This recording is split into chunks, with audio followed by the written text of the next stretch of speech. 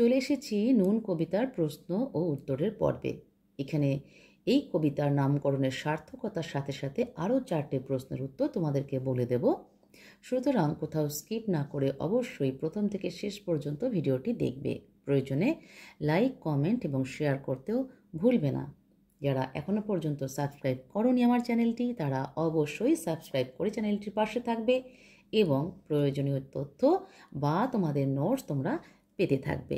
তাহলে চলে আসছি প্রথম প্রশ্ন, নুন কবিতাটির নামকরণের সার্থকতা আলোচনা। কবি জয় গোস্বামী আধুনিক বাংলা কবিদের মধ্যে একজন বলিষ্ঠ কবি। বিশেষত তিনি কবি শঙ্খ ঘোষের কাব্যাদর্শ দ্বারা অনুপ্রাণিত হয়েছিলেন, একথা বলাই যায়।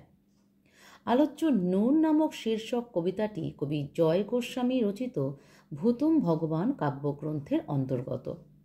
কবিতার মধ্যে একজন নিম্নবিত্ত পরিবারের বেঁচে থাকার প্রধান অবলম্বন অন্ন ও বস্ত্রের দাবিতে সোচ্চার হয়েছেন কবি।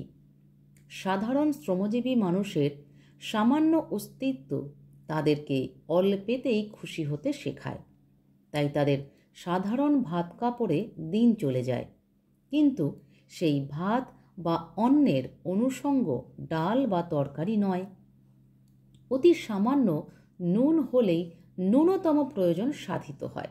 তবে নুনের পাশাপাশি নিম্নবিত্তের অন্যান্য সংকট যেমনভাবে কবিতায় ধরা পড়েছে তা এক কথায় অনবদ্য।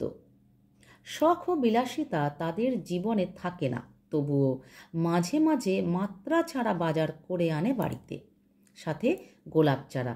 কিন্তু কোথায় রোপণ করবে বা তাতে আদৌ ফুল ফুটবে কিনা তা আগে থেকে তারা ভাবতে পারে না।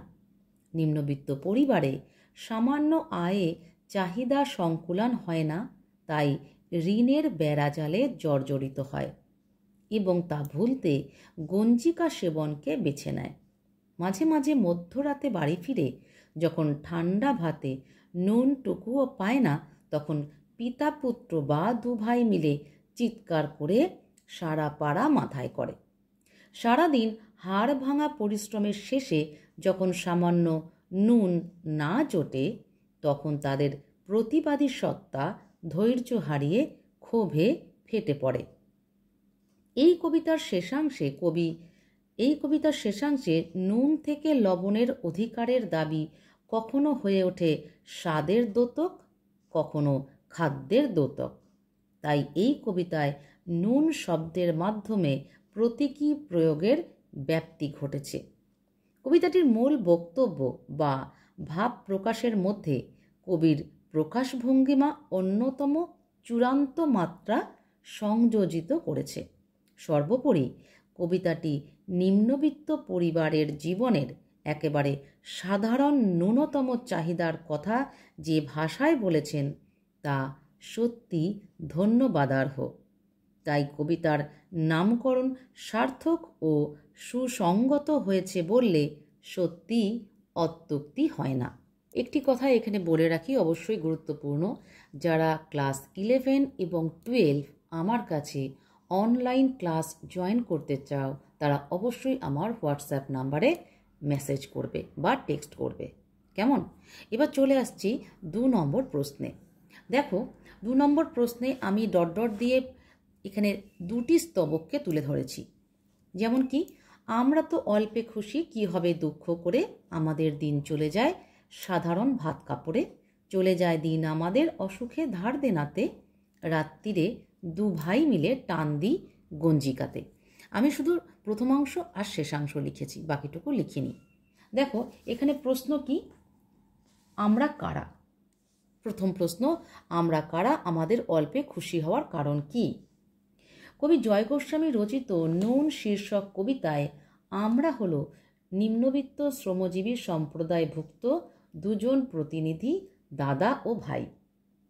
নিম্নবিত্ত পরিবারে নুন আনতে পান্তা ফুরায় প্রবাদ বাক্যটি বিশেষভাবে জনপ্রিয়। নিম্নবিত্তরা সবসময় নিজের সাধ্যের মধ্যে থাকাটা পছন্দ করলেও মাঝে মাঝে সেই নিয়মের ব্যতিক্রম চোখে পড়ে। বেঁচে থাকার জন্য ন্যূনতম যেটুকু প্রয়োজন তা পেলেই তারা খুশি, কারণ তাদের চাহিদা সাধারণ ভাত কাপড়ের মধ্যেই সীমিত, তাই তারা অল্পে খুশি হতে জানে। অ্যাটাচ প্রশ্নটা কিন্তু আমার বলা হয়ে গেছে যে খুশি হওয়ার কারণ কি আমি একসঙ্গে বলে দিয়েছি। 2 নম্বর প্রশ্ন দেখো, কি হবে দুঃখ করে এ কথা বলার তাৎপর্য কি? নিম্নবিত্ত শ্রেণীর মানুষেরা জানে এবং বিশ্বাস করে যে তাদের সাধ্যের বাইরে গিয়ে কিছু করার মতো বিলাসিতার কোনো অবস্থাই নেই। কোনো রকমে মাথার ঘাম পায়ে ফেলে দুবেলা দুমুঠো অন্ন সংস্থানের ব্যবস্থা করতে পারলেই তারা সন্তুষ্ট। জীবন ধারণের জন্য ন্যূনতম চাহিদার প্রথম দুটি হলেই, অর্থাৎ অন্ন ও মোটা কাপড় হলেই তারা খুশি হতে পারে। তারা জানে যে দুঃখ করলে তাদের জীবন পাল্টে যাবে না, তাই তারা দুঃখটাকেও বিলাসিতা ভাবে। 3 নম্বরে চলে এলাম, কাদের কিভাবে দিন চলে যায়। কবি জয় গোস্বামী রচিত নুন শীর্ষক কবিতায় নিম্নবিত্ত সম্প্রদায়ের প্রতিনিধি 2 ভাইয়ের দিন যাপনের কথা বলা হয়েছে আলোচ্য অংশে। বক্তা একজন দিন আনা দিন খাওয়া নিম্নবিত্ত, চরম আর্থিক অভাব অনটনের মধ্যে কোনো রকমে দিন অতিবাহিত করে, কারণ সাধ্যের বাইরে গিয়ে কোনো কিছু করার ক্ষমতা তাদের নেই। কিন্তু সাধ্যও যে সবসময় সঙ্গ দেবে এমনটাও নয়। অসুখ বিসুখ তাদের ঋণে জর্জরিত করে, আবার এই ঋণের বোঝা ভুলতে গঞ্জিকা সেবনে মগ্ন হয়। কখনো কখনো ঠান্ডা ভাতে নুনটুকুও জোটে না, ফলে সময় দিনের ক্লান্তির শেষে রাগে ক্ষোভে চিৎকার করে সারা পাড়া মাথায় করে। 4 নম্বর দেখো, 2 ভাই রাত্রিতে গাঁজা সেবনের কারণ কি? বক্তারা 2 ভাই চরম অভাব অনটনের মধ্যে দিন যাপন করে। মোটা ভাত কাপড়ে নিজেকে খুশি রাখতে চাইলেও দুঃখ তাদের নিত্য সঙ্গী। অসচ্ছল জীবন আর হতাশার কারণে তারা নেশায় আসক্ত হয়। ঋণে জর্জরিত জীবন তারা আর বহন করতে পারে না, তাই যাবতীয় দুঃখ যন্ত্রণা কষ্ট ভুলতে তারা 2 ভাই গঞ্জিকা সেবনকে অধিকতর শ্রেয় মনে করে। 3 নম্বর প্রশ্নে চলে এলাম, দেখো কি আছে। সব দিন হয় না বাজার, হলে হয় মাত্রা ছাড়া, বাড়িতে ফেরার পথে কিনে আনি গোলাপ চারা, কিন্তু পুঁতব কোথায়, ফুল কি হবেই তাতে, সে অনেক পরের কথা টান দিই গঞ্জিকাতে। আমি প্রথমাংশ আর শেষাংশ দিয়েছি, বাকিটুকু ডট ডট দিয়ে দিয়েছি, তোমরা বই থেকে দেখে নেবে। প্রথম প্রশ্ন কি দেখো, কাদের কখন মাত্রা ছাড়া বাজার হয়? কবি জয় গোস্বামী রচিত ভূতুম ভগবান কাব্যগ্রন্থের অন্তর্গত নুন কবিতায় নিম্নবিত্ত সম্প্রদায়ের মানুষেরা মাঝে মাঝে মাত্রা ছাড়া বাজার করে, কারণ প্রাত্যহিক দিন আনা দিন খাওয়া মানুষগুলো মনের গভীরে লালন করে চলে সচ্ছলতার স্বপ্ন, তাই কখনো রোজগার হলে বা ঋণ করে হলেও মাত্রা ছাড়া বাজার হয়ে যায়। 2 নম্বর কি, গোলাপ চারা কেনার তাৎপর্য কি? প্রাকৃতিক সৌন্দর্যের একটি বড় দিক হলো ফুল। গান, শিশু ফুল ভালোবাসে না এমন মানুষ বিরল। এগুলির সান্নিধ্য মানুষের মনে এনে দেয় প্রশান্তি। ফুলের সুগন্ধ বা রং মনের হতাশাকে দূর করতে সাহায্য করে। তাই আলোচ্য কবিতায় বক্তা যন্ত্রণা হতাশার জর্জরিত হলেও বাড়ি ফেরার পথে গোলাপ চারা কিনে আনে। নিম্নবিত্ত মানুষের স্বাদ আর সাধ্যের মিলন হয় না কখনোই, তবুও হতাশা থেকে মুক্তি পেতে ফুল গাছকে অবলম্বন করতে চায়। অতি সাধারণের মধ্যেও একটু ব্যতিক্রমী হওয়ার প্রাণপণ লড়াই চলতে থাকে। 3 নম্বর দেখো, বক্তার কোন বিষয়কে অনেক পরের কথা বলা হয়েছে? অভাব, দুঃখ, কষ্ট, ঋণ নিম্নবিত্ত মানুষের নিত্য সঙ্গী। অর্থের অভাবে নিত্যদিন বাজারও হয় না, রোজকার অন্ন সংস্থানও অনিশ্চিত। তার মধ্যেও হতাশা দূর করতে সাধ্যের বাইরে গিয়ে গোলাপ চারা কিনে আনে আলোচ্য কবিতার নিম্নবিত্ত সম্প্রদায়ের প্রতিভু 2 ভাই। কিন্তু গোলাপ চারা রোপণ করার জায়গাটুকুও হয়তো তারা জোগাড় করে উঠতে পারবে না। এরপরেও মনে জাগে সংশয়, ফুল ফুটবে তো? মনের মধ্যে জেগে ওঠা প্রশ্ন সম্বন্ধে বলা হয়েছে সে অনেক পরের কথা, এটা সিঙ্গল ইনভার্টেড কমার মধ্যে হবে। 4 নম্বর প্রশ্নে চলে এলাম, কথাটি এখনকার না হয়ে কিভাবে অনেক পরের কথা হয়ে ওঠে? বৈচিত্র্যহীন মানুষগুলোর জীবন শুধুমাত্র মোটা ভাত কাপড়ের চাহিদার গণ্ডিতেই সীমাবদ্ধ থাকতে হয়। দুঃখ তাদের নিত্য সঙ্গী, তাই দুঃখ করে কোনো লাভ হয় না, তা বেড়েই চলবে। অনিশ্চিত জীবন, ঋণে জর্জরিত, দুঃখ যন্ত্রণা হতাশা ভুলতে তারা দু ভাই গঞ্জিকা সেবন করে। প্রতিদিনের বাজার তাদের কাছে বিলাসিতা, আবার বেহিসাবি হয়ে মাত্রা ছাড়া বাজারও করে ফেলে হাতে কিছু অর্থ পেলে। আগামীকালের চিন্তা তাদের থাকে না। সচ্ছলতার স্বপ্নের আতিশয্যে গোলাপ চারাও কিনে ফেলে, অথচ রোপণ করার জায়গাটুকুও আছে কিনা মনে নেই। ফুল আদৌ ফুটবে কিনা তা নিয়েও জাগে সংশয়। নির্মম বাস্তবের মাটিতে আছড়ে পড়ে জীবন। সাধ আর সাধ্যের মিলন হয়ে যায় বেহিসাবি। এসব ভাবনাই হয়ে ওঠে পরের কথা। এবার দেখো 4 নম্বরে চলে এলাম। মাঝে মাঝে চলেও না দিন, বাড়ি ফিরি দুপুরে রাতে, খেতে বসে রাগ চড়ে যায়, নুন নেই ঠান্ডা ভাতে। রাগ চড়ে মাথায় আমার, আমি তার মাথায় চড়ি, বাপ বেটা দু ভাই মিলে সারা পাড়া মাথায় করি। প্রথম প্রশ্নই আছে দেখো, বক্তার দুপুরে রাতে বাড়ি ফেরার কারণ কি? প্রখ্যাত কবি জয় গোস্বামী রচিত নুন কবিতার অংশ আলোচ্য চরণগুলি। এখানে বক্তা নিম্ন সম্প্রদায়ের একজন প্রতিনিধি। আর্থিক অনটনের পাশাপাশি তাকে কর্মের সন্ধানে ঘুরে বেড়াতে হয়। সে জানে যে নুন আনতে পান্তা ফুরায় সংসারে, নুন অর্থাৎ জীবনের এই অত্যাবশ্যক পদার্থটি জোগাড় করতে হলেও তাকে কর্ম করতেই হবে। তাছাড়া মোটা ভাত কাপড়ে দিন যাপন করা মানুষগুলো জানে যে অল্পেতে খুশি থাকতে তারা বাধ্য, কিন্তু মানুষ সর্বদা নিজেকে খুশি বা সুখী দেখতে চায়, সুন্দর দেখতে চায়। অর্থহীন নিঃসম্বল হয়ে এই পৃথিবীতে কেউই বাঁচতে চায় না।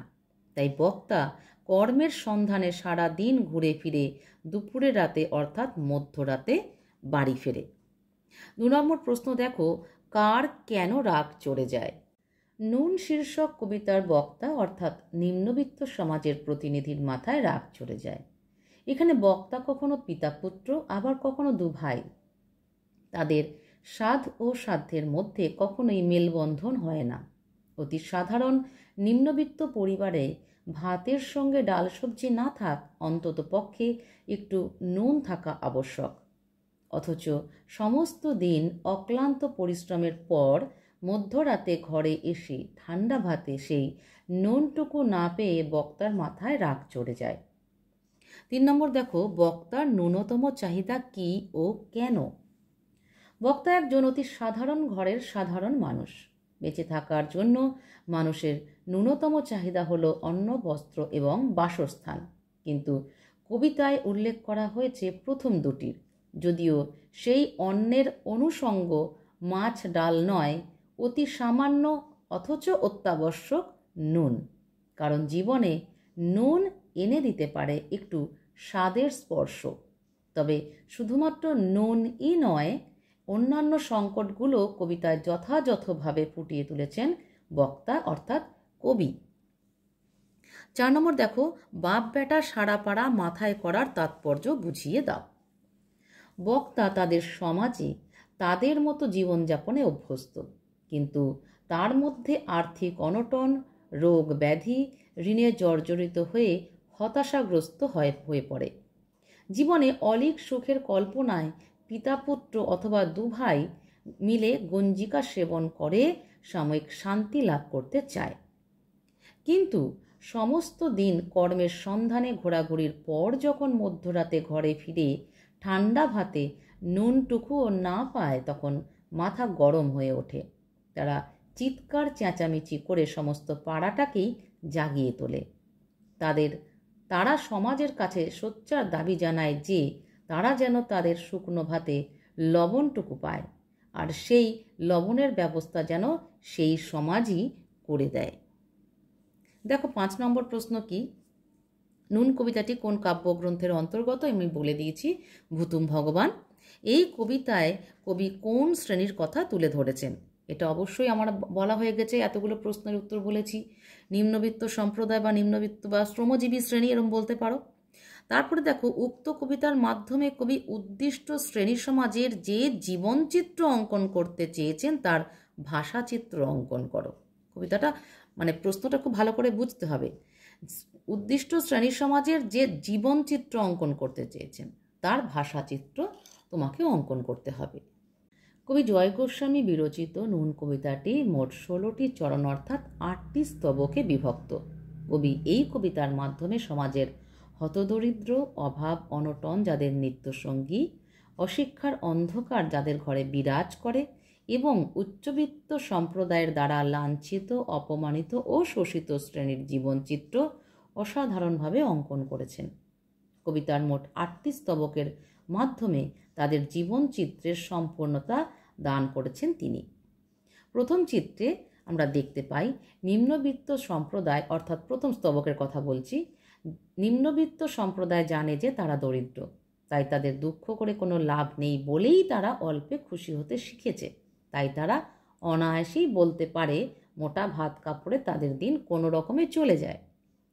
দ্বিতীয় চিত্রে আমরা দেখতে পাই যেহেতু নিম্নবিত্ত সম্প্রদায় দিন আনে দিন খায়, তাই তাদের অসুস্থতায় ও জরুরি প্রয়োজনে ঋণ করতে হয়, আবার সেই ঋণ পরিশোধ করবার ক্ষমতাও নেই, ফলে ঋণে জর্জরিত হতেই থাকে। আর সেই যন্ত্রণা ভুলতে তারা দু ভাই নেশার আশ্রয় নেয় গঞ্জিকা সেবনের মাধ্যমে। তৃতীয় চিত্রে দেখতে পাই, তৃতীয় চিত্রটি অঙ্কন হয়েছে তৃতীয় ও চতুর্থ স্তবক নিয়ে। তৃতীয় ও চতুর্থ স্তবক নিয়ে তৈরি হয়েছে তৃতীয় চিত্র। এই চিত্রটি একেবারেই অন্যরূপ। নিম্নবিত্ত শ্রমজীবী সম্প্রদায়ের ক্ষেত্রে এটি একটি ব্যতিক্রমী দৃশ্য। দিন আনা দিন খাওয়া মানুষ হলেও তাদেরও যে শখ শৌখিনতা আছে তা প্রমাণ করে। যদিও তাদের সব দিন বাজার করার মতো অর্থের যোগান থাকে না, তবু যেদিন থাকে সেদিন বেহিসাবি বাজার হয়ে পড়ে। কিছু শখও মাথাচাড়া দিয়ে ওঠে। শখের আতিশয্যে গোলাপ চারা কিনে ফেলে।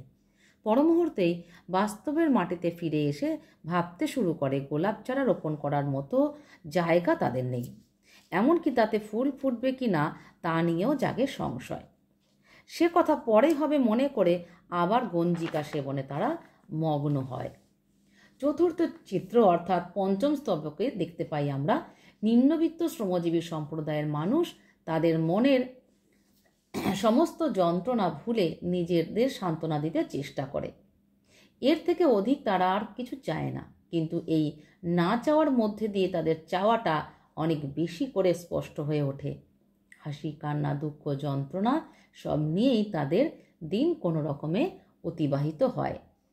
পঞ্চম চিত্র অর্থাৎ শেষ চিত্রে আমরা দেখতে পাই কবিতার শেষের 3টি স্তবক জুড়ে রয়েছে এই শেষ চিত্রটি। যখন তারা কর্মহীন হয়ে পড়ে, তাদের রুজি রোজগারও বন্ধ হয়ে যায়, দিন যেন থমকে যায়। সমস্ত দিন রোজগারের চেষ্টার পর যখন তারা মধ্যরাতে ঘরে ফেরে, অথচ খাবার সময় ঠান্ডা ভাতে নুনটুকুও থাকে না, তখন তারা রাগে, দুঃখে, যন্ত্রণায়, ক্ষোভে ফেটে পড়ে। সেই ক্ষোভ গোটা সমাজের প্রতি। ক্ষোভে ক্রোধে দিক দিশাহীন হয়ে বা জ্ঞান হারিয়ে নিম্নবিত্ত সমাজের প্রতিভূ পিতা পুত্র অথবা দু ভাই চিৎকার চেঁচামেচি করে সমস্ত পাড়াটাকেই মাথায় করে তোলে। এ তাদের মানসিক যন্ত্রণার বহিঃপ্রকাশ। তারা যেহেতু সমাজের অবহেলিত, বঞ্চিত, তাই তাদের কোনো কিছুর পরোয়া নেই। গোটা সমাজের কাছে শুধুমাত্র তাদের দাবি তাদের শুকনো ভাতে যেন লবণের ব্যবস্থাটুকু থাকে। লবণ একটি অত্যাবশ্যক জিনিস, তাই লবণ ছাড়া সব কিছুই অতি জলো। উপরের সমস্ত কটি চিত্রকে যদি জোড়া দেওয়া যায় তাহলে একটি সম্পূর্ণ জীবনচিত্র বা একটা সমাজচিত্র ধরা পড়ে। একটি সমাজের জীবনযাপনের দৃশ্য ধরা পড়ে, যা কিনা নিম্নবিত্ত শ্রেণীর অভাব, অনটন, ঋণে জর্জরিত হয়ে থাকার পূর্ণচিত্র। সবকটি প্রশ্নের উত্তর বলে দিলাম। এরপরেও যদি মনে কোনো প্রশ্ন আসে, অবশ্যই এই কবিতা সম্বন্ধে যে কোনো প্রশ্ন আমার এই ভিডিওটির মধ্যেই তোমরা করতে পারো। ততদিন ভালো থেকো, সুস্থ থেকো, মন দিয়ে পড়াশোনা করো।